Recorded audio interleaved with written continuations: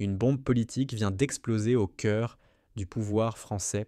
L'Élysée est en état de choc. Donald Trump, dans un communiqué tranchant comme une lame, vient d'annuler sa visite officielle à Paris. Motif. Il refuse, je cite, Tindédizi, de cautionner l'hypocrisie d'une diplomatie européenne incapable d'assumer ses responsabilités. Un coup de tonnerre. Une humiliation publique. Et cette fois, c'est Emmanuel Macron qui en encaisse le choc. À Paris, c'est la panique. Les rédactions s'affolent, les plateaux télé s'enflamment. Les conseillers politiques se terrent dans un silence nerveux. Le président américain, fidèle à son style brutal, vient de porter un coup fatal à la crédibilité diplomatique française.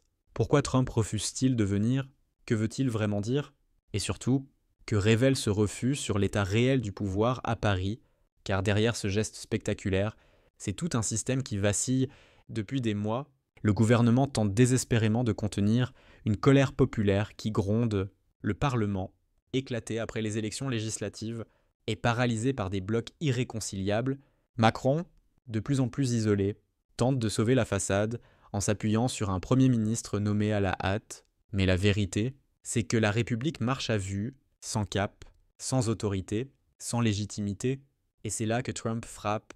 Le 17 juillet 2025, depuis New York, il publie une vidéo virale, un ton moqueur, un sourire narquois. Venir à Paris? Pourquoi faire? Quand les dirigeants n'écoutent plus leur peuple, lâche-t-il face caméra? En quelques heures, la vidéo embrase la toile. Les hashtags explosent. Trump claquait la porte, Macron isolé, France ignorée. Le message est clair. Aux yeux du monde, la France n'est plus un partenaire, mais un problème. Les images tournent en boucle. Un montage montre Macron seul, dans un bureau vide, regardant un avion présidentiel américain s'éloigner dans le ciel gris. Les médias américains conservateurs en rajoutent. La France, un poids mort pour l'Occident, commente un chroniqueur de Fox News. À l'Élysée, c'est la débandade. Les conseillers s'accusent, les porte-paroles bafouillent, les communiqués se contredisent. L'opposition s'en donne à cœur joie. Macron a perdu la face. S'exclame Marion Maréchal. Ce gouvernement fuit ses responsabilités, tonne Clémentine Autain. Même au sein du camp présidentiel, les fissures s'élargissent. Des députés LRM commencent à douter ouvertement. Pourquoi n'a-t-on rien vu venir? Et puis, le scandale prend une tournure explosive. Des captures d'écran fuitent. Des échanges internes entre hauts fonctionnaires montrent que certains savaient depuis des jours que Trump n'allait pas venir. Pire encore, ils auraient choisi de cacher l'information pour éviter un scandale avant le 14 juillet. Un conseiller écrit noir sur blanc. On garde ça sous le radar jusqu'à jeudi? Le feu est allumé. À l'Assemblée, la colère éclate. Un député centriste hurle. On a menti au pays. Qui couvre qui? Les débats dégénèrent. La présidence de séance interrompt la session. Le chaos s'installe. Sur les réseaux sociaux, la défiance monte d'un cran. Le compte Veille républicaine publie un fil glaçant. L'entourage de Macron savait. Ils ont préféré protéger l'ego présidentiel plutôt que la vérité. Le hashtag Macronment devient viral. L'opinion gronde. Les médias étrangers s'en mêlent. Et dans les rues, la colère monte, mais ce n'est pas tout. Des rapports internes fuitent depuis le Quai d'Orsay révèlent que la présidence avait été prévenue d'un refroidissement des relations avec Washington et qu'elle n'a rien fait. Une erreur stratégique monumentale. La France, dit un diplomate anonyme, n'a jamais été aussi isolée depuis 2003. La fracture diplomatique devient une fracture politique. Une partie du gouvernement tente de minimiser, d'autres crient au sabotage. Le peuple, Louis, ne croit plus rien. Car cette affaire n'est plus seulement une gifle diplomatique, c'est le symbole d'un pouvoir à bout de souffle, d'une présidence coupée du réel, d'un pays qui perd pied. L'économie stagne, les usines ferment, les prix montent.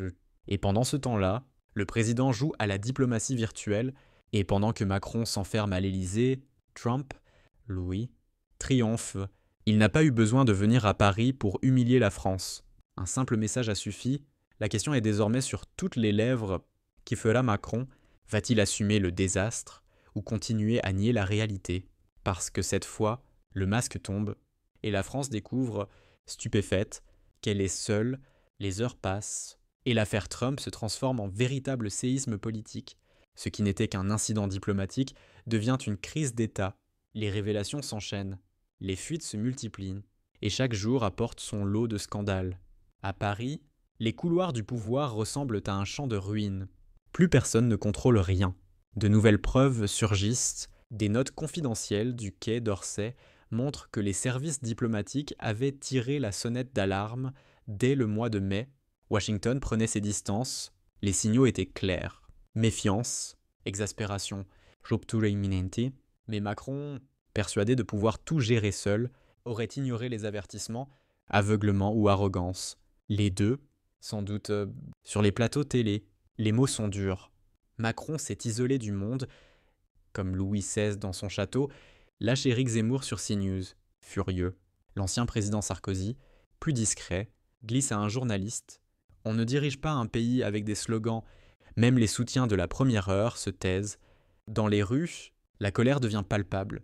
Des cortèges spontanés se forment devant l'Élysée et dans plusieurs grandes villes. Les pancartes disent tout. Rendez-nous la vérité. Macron dehors. La France humiliée, qui répond les forces de l'ordre sont sur les nerfs. Le ministère de l'Intérieur redoute une flambée incontrôlable. L'ambiance rappelle les heures sombres de la crise des Gilets jaunes. Pendant ce temps, sur X, les révélations continuent de tomber. Des comptes influents, comme Observatoire républicain, publient des graphiques troublants. Flux financiers suspects entre Paris et des sociétés étrangères liées à des cabinets de conseil américains. De quoi nourrir toutes les théories et toutes les suspicions. Les analystes politiques parlent d'un tournant historique. Ce n'est plus une simple crise de communication, c'est la fin d'un cycle. Macron, affaibli, voit son autorité s'effondrer jusque dans son propre camp.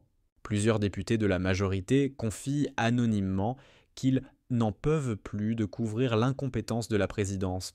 À l'Assemblée nationale, une coalition improbable prend forme. Écologistes, souverainistes et centristes s'allient pour déposer une motion de blâme contre le Premier ministre.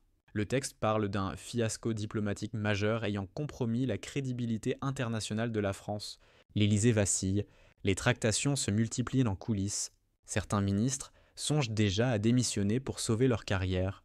Et comme si tout cela ne suffisait pas, de nouvelles fuites viennent ajouter de l'huile sur le feu. Des documents classifiés évoquent une recrudescence d'attaques informatiques contre plusieurs ministères français depuis la diffusion de la vidéo de Trump.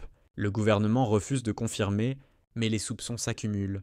Sabotage étranger ou guerre interne entre factions du pouvoir. Dans les cafés, dans les marchés, sur les réseaux, la même question revient sans cesse. Qui dirige encore la France ?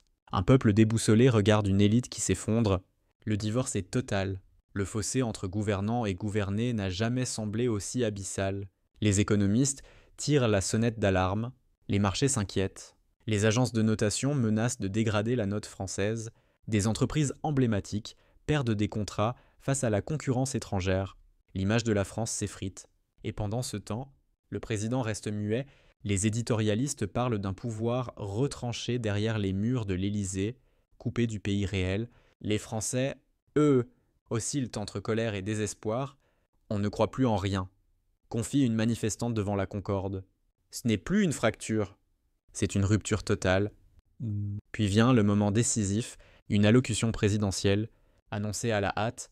Les caméras du monde entier sont braquées sur Emmanuel Macron. Le président apparaît, le visage tendu, les traits tirés. Il parle de malentendus, de manœuvres hostiles, d'un climat de désinformation, mais rien n'y fait. Son discours sonne creux, mécanique, sans souffle. Sur X, les réactions fusent. Trop tard ? Le peuple n'écoute plus. Il nie l'évidence. À cet instant précis, quelque chose se brise. La confiance, déjà fragile, s'effondre définitivement. L'Élysée n'inspire plus le respect, mais la méfiance. Le président n'incarne plus la nation. Il en est devenu le symbole du déni. Et pendant que Macron s'enferme dans le silence de ses conseillers, le monde avance sans lui. Trump triomphe sur les réseaux. À Bruxelles, on murmure que la France a perdu son leadership. À Berlin, on parle d'un partenaire imprévisible.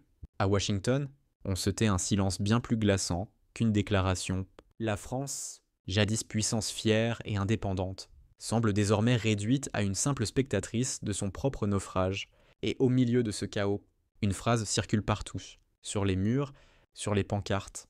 Dans les bouches, ce n'est plus une crise, c'est la fin d'un régime. Le peuple se réveille, La République tremble, et cette fois, plus personne ne peut prétendre ne pas avoir vu venir la tempête.